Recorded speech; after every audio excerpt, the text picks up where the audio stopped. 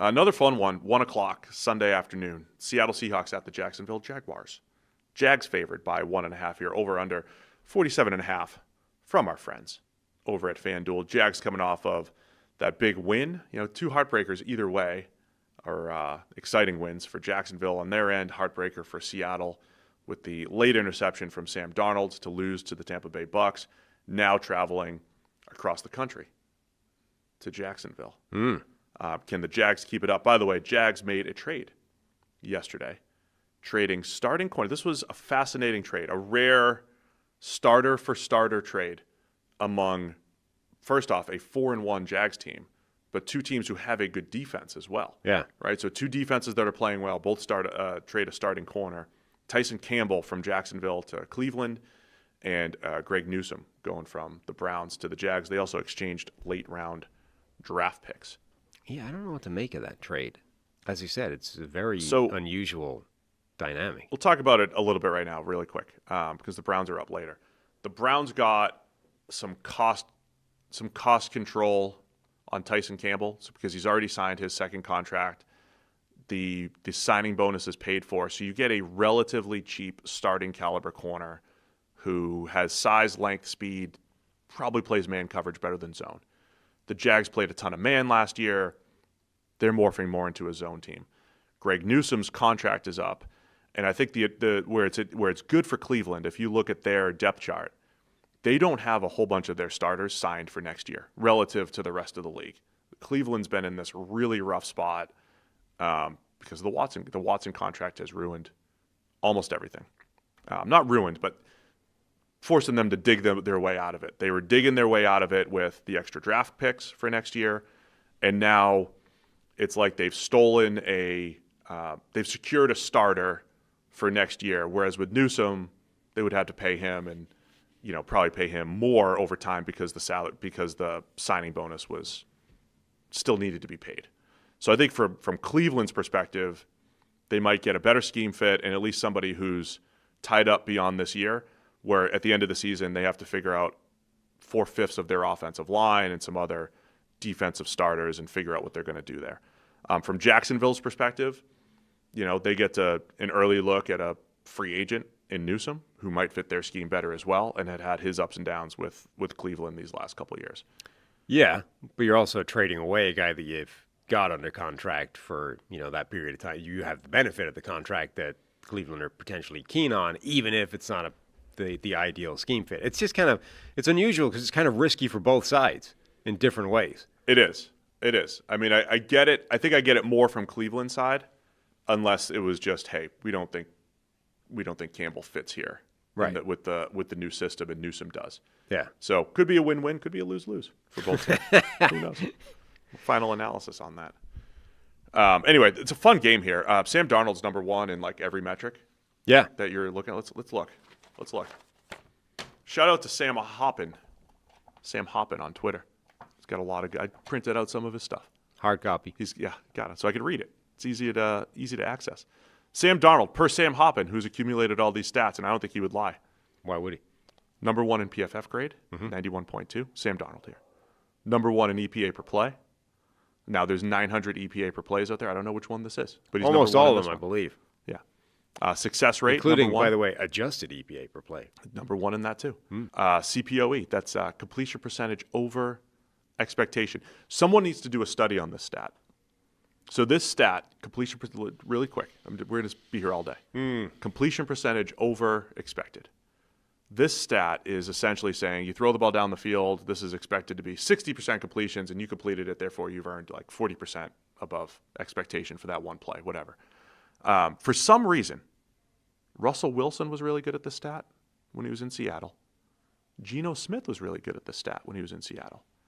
And now Sam Darnold. Okay. Is there a certain... it's in the air in the Pacific Northwest. Yeah, is it like the magnetic pull of the ball to the receivers? Is coverage immediately stickier in Seattle, raising or lowering the expectation, but artificially? What's happening in Seattle? Maybe it's where's Ben Baldwin? Can we get you on this thing, studying the Seattle CPOE? Is completion percentage expectations higher or lower in Seattle, therefore artificially raising Russell Wilson, Geno Smith, and now Sam Darnold to the top. Where's Geno in this? Got to be down the bottom, right? Maybe it's a rain-related thing, right? Because Geno's gone from the Pacific Northwest, where it rains all the time, Geno's to the desert, where it doesn't rain at all. He's 25th now. There you see. That's what I'm saying. It's something. It's a humidity-driven stat, right? Just Certainly. Based off those two ends. The of it. dew point affects CPOE. Someone get to the bottom of this. Anyway, Darnold's playing. He's number 1 in turnover-worthy play rate. That's a good name for a stat. TWP rate is a good name for a stat, as we've established yesterday. And he's number 1 at that. And he's completing 73%. This is my own stat. 73% of his passes of 20-plus yards. Yes. I mean, look, by almost any measure, as you just illustrated, Sam Darnold has been the number 1 quarterback in the NFL through the first chunk of this season. By most measures, Geno Smith has been one of the worst quarterbacks in the NFL. So, wildly, Seattle, in what was not immediately clear was an upgrade or a downgrade or what it was when they went from Geno Smith to Sam Darnold, based off just their performances this year, have gone from one of the worst quarterbacks in the NFL to one of the best, if that's the way those guys would have played in any environment, in any circumstances, which is unlikely. But, I mean, that is a wild outcome for what was a pretty risky maneuver to ship away one quarterback who'd done so well for you, gamble on another one who the last 2 things you'd seen from him was total meltdown against good teams, and the gamble is currently paying off as well as it could possibly have paid off. So that matchup on that side of the ball, the Jags have been one of the better defenses in the league, not only at forcing turnovers, which has been a huge story. That's why they are where they are. Also, number 3 in EPA per play allowed on 10-plus yard throws. They're one of the few teams allowing negative EPA on 10-plus yard throws. So something's got to give. Darnold playing really well. Jacksonville defense doing a really nice job against opposing passing attacks. It's a really fun matchup, man. 2 good teams. Seattle coming off the heartbreak. Jacksonville coming off the high. How does that play into the psychological aspect of this one? Yeah, and now that you've got Jacksonville's got to run with a totally new corner off a few days' notice. Well, do they? Does the Travis Hunter factor allow you to? I mean, they don't have to ease him in now. You've got to shuffle, basically, going from an entrenched starter who played all the time to now whatever you're going to do with Greg Newsome. The cornerback stable is completely different than it was a week ago. The cornerback stable in Seattle is banged up and depleted. They got wrecked last week against Tampa Bay. I think that's going to be a challenge. And I'll go back to my Jags analysis here. The fact that they're sitting here at 4-1 with a presumably unsustainable turnover rate. Probably unsustainable. But they've done it with some inconsistent play from Trevor Lawrence, who I thought was fantastic when they needed to be Monday night. Inconsistent play from Brian Thomas Jr. Now we're heading into week 6 of Liam Cohen and Trevor Lawrence and that marriage. I think that bodes well for the Jags, as I think we'll see better from Lawrence. We'll see better from Brian Thomas Jr. We'll see better cohesion on offense from Jacksonville. And the fact that they're sitting here at 4-1, even if that's kind of like the Bucs thing, like even if it's fluky on paper and you can make a case, this is tough to sustain, I'd be encouraged and say, I think Lawrence is going to play better. I think Brian Thomas Jr. is going to play better, and this offense will get better. And the Jags are going to be in the mix here at the end. Yeah, I mean, for most of the season, all the things that were supposed to improve Trevor Lawrence have actually just improved without Trevor Lawrence improving. He's been the usual sort of Trevor Lawrence standard. Last week, I think he played better than that, and he was a bigger part of that. But if he actually does take the step under Liam Cohen that people are expecting him to take, well, then the ceiling for Jacksonville is very high because the run game's already way better, the defense is already way better.